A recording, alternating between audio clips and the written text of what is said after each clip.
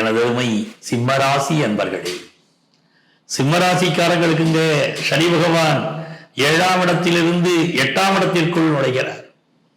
8ஆம் இடம்ங்கிறது அஷ்டமத்து சனி. சிம்மராசிக்காரர்களை சுற்றி இருக்கக்கூடியவர்கள் சிம்மராசிக்காரர்களை ஒரு கலக்கிட்டு இருக்கு சனி.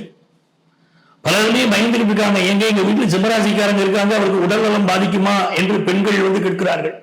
எங்க கணவருக்கு சிம்மராசிக்கு உடல்நலம் பாதிக்குமா அப்படின்னு கேட்கிறாங்க.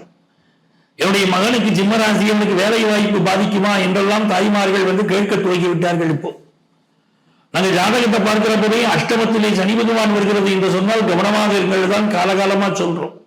அது உண்மைதான். ஆனா அப்படி பயப்படணுமானா அப்படியெல்லாம் கிடையாது. சனி பகவான் அஷ்டமத்து சனியாக இருக்கிற போது எல்லோருக்கும் கெடுதல் செய்வது கிடையாது. பலருக்கு பல நன்மைகளை சனி பகவான் கொண்டு வந்து தருவார். அப்படிங்கிறதுக்காக தான் இந்த நிகழ்ச்சியில போயிட்டு நான் விளக்கமாக எடுத்து சொல்லிக் கொண்டிருக்கிறேன். என்னோட சிவராசி அன்பர்களை சற்றும் பயப்பட வேண்டாம், சற்றும் பயப்பட வேண்டாம். இந்த சனி பகவான் எப்படிப்பட்டவர் உங்களுக்கு கேட்டீங்கன்னா, 6ஆம் இடத்திற்கு அதிபதி 7ஆம் இடத்திற்கு அதிபதி அட்டமத்திலே மீன ராசியிலே சென்று அமர்கிறார். மார்ச் மாதம் 6ஆம் தேதி திருவள்ளாறு கணக்குப்படி மீன ராசியிலே சென்று அமர்கிறார்.